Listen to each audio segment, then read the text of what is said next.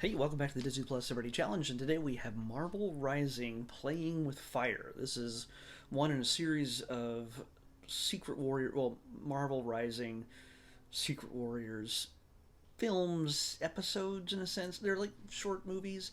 Um, this one came out in 2019. It's 45 minutes long. It's double the size of most of the other ones, which were mainly about 23 minutes long.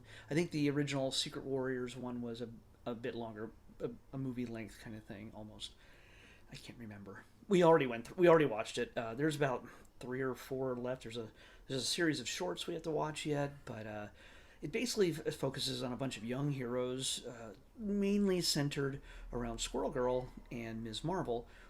One of which is getting her own series on Disney Plus, Ms. Marvel, and one of which almost had her own series with the New Warriors, which was supposed to show up on Hulu at one point, and then it got shopped around elsewhere, and it went nowhere. And recently, pictures have shown up online of Melissa Vaintrub, who also does the voice for Squirrel Girl in this animated series of short films. Um, she would have been Squirrel Girl, like canonically, in both animation and live action, which was kind of cool. If you don't know who Melissa Vaintrub is, you've seen her face a lot. I think she's the AT&T. I think I got the right um, cell carrier. AT&T wireless spokesperson. She's been that person for a long time, but she's done a lot of other acting gigs here and there. But uh, she's our Squirrel Girl, and she looked great in her outfit that they leaked recently. The guy who helped create it was kind of miffed, and he's like, "I'm sorry that you never got to see this," and so he shared a picture of her, among other things, but it's all been taken down since. I'm sure people have saved it elsewhere because once it's on the internet, it never goes away, which which you or I may regret after all of these are up here. 700 plus times. Anyway, uh, this is a story of focusing on Inferno in this situation, in this movie. He's like the only guy on the team, I think. I kind of remember there might have been another one, but in this episode, he is the only guy. We deal with his past coming back to haunt him. He's when he got his powers, I think due to Inhumans getting their powers suddenly. Uh, People with Inhuman bloodlines, I guess, uh, suddenly getting powers. He burned down his family home, and he's been kind of a runaway ever since. He's joined up with the Secret Warriors, and they've become friends and a little family of their own. So the team consists of, like I said, Squirrel Girl, Ms. Marvel, Ghost Spider, which is voiced by Dove Cameron, which you might recognize her from Descendants and things like that. I think so. Yeah, she's like the main character in Descendants, those movies on Disney Plus. And America Chavez, um, she's going to show up in the MCU at some point. She is uh, super strong, and she can teleport across multiverses. She's pretty dang powerful.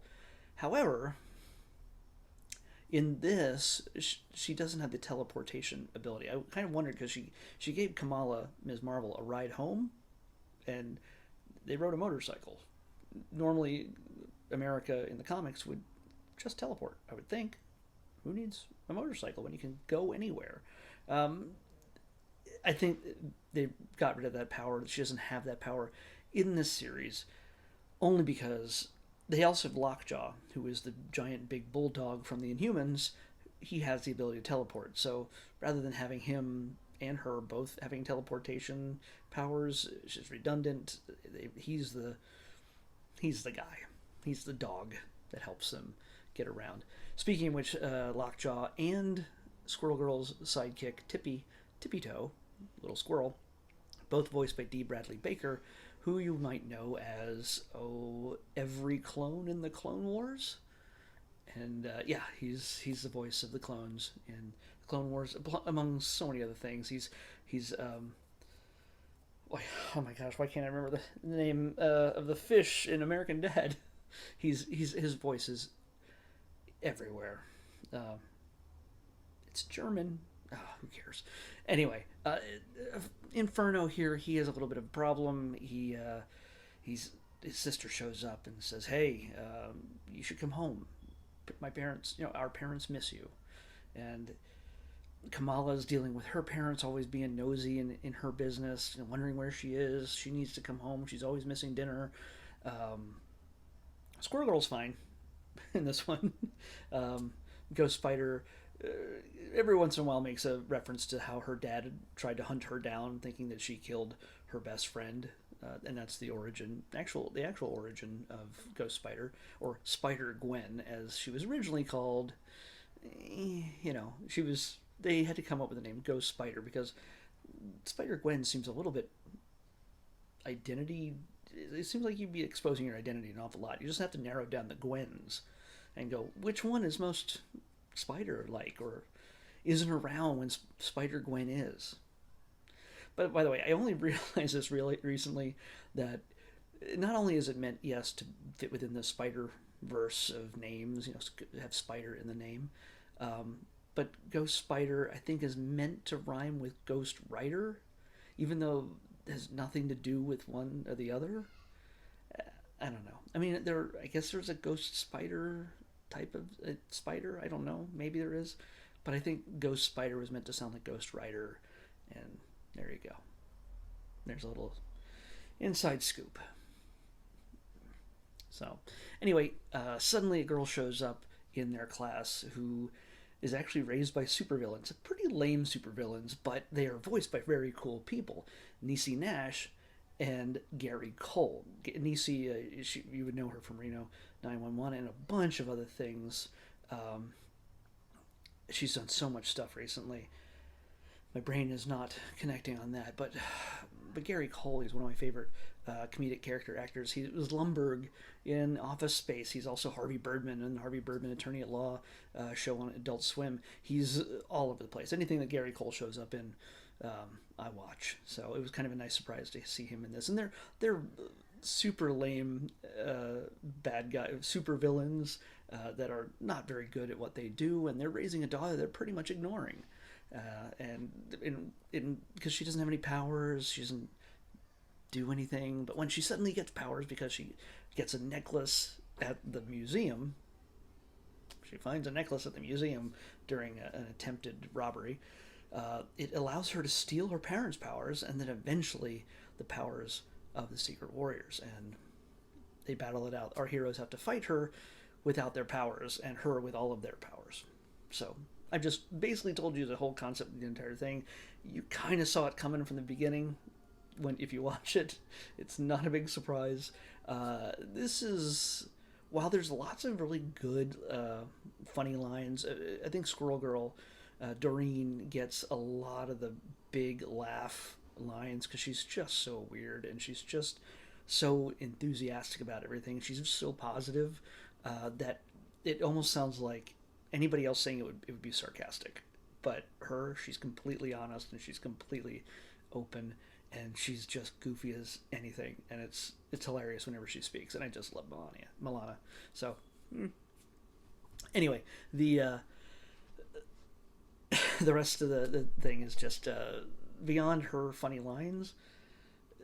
The writing is pretty much on the level of let's communicate basic life lessons to 10-year-olds with superheroes that they can emulate, that are actually mostly all females. I think it's meant to see that, hey, not everybody is a Thunder God or Captain America or an Iron Man. There's heroes that are also female, and there's a lot of them. And this is a kind of an introductory to the next generation of heroes, or an introduction for the next generation to see that heroes aren't just middle-aged white men. So, or in the Captain America's case, elderly, but looking good for elderly. So, yeah, it's a kind of a neat little introduction. Getting the kids in there and going, hey, you know what?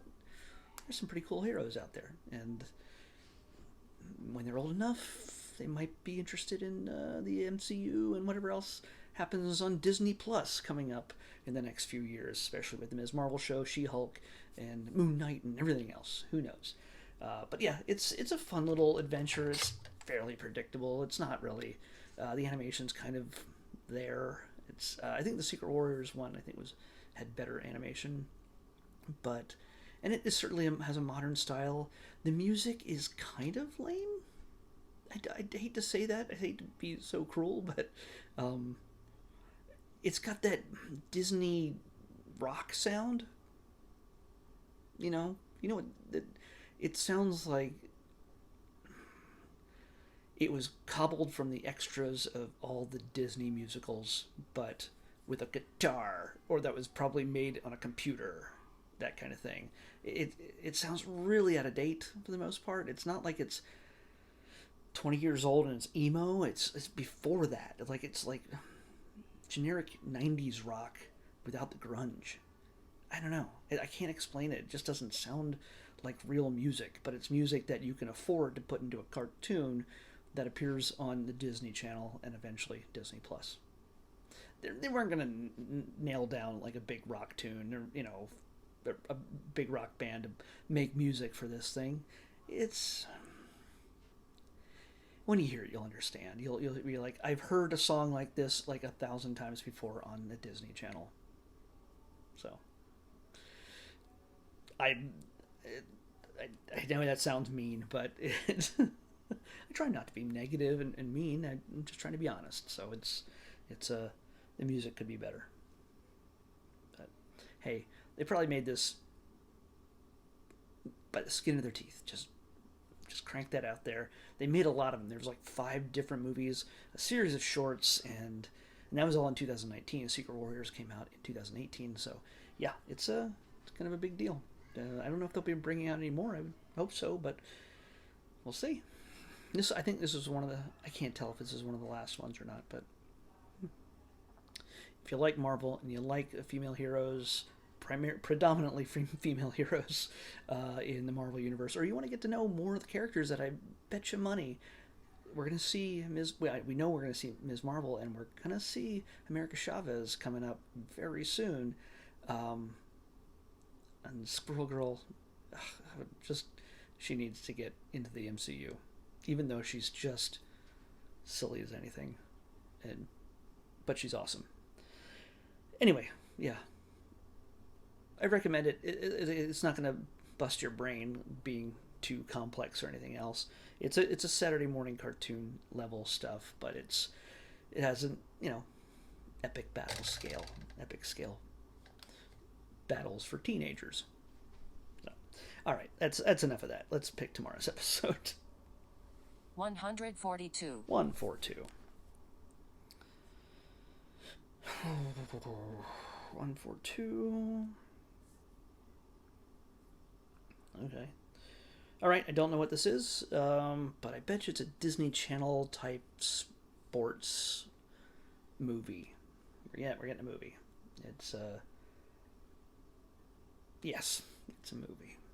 We're going to be watching Double Teamed, which I don't know what that is. I could be completely wrong about my earlier assessment, but Double Teamed on the Disney Plus Everyday Challenge. I'll see you back here tomorrow.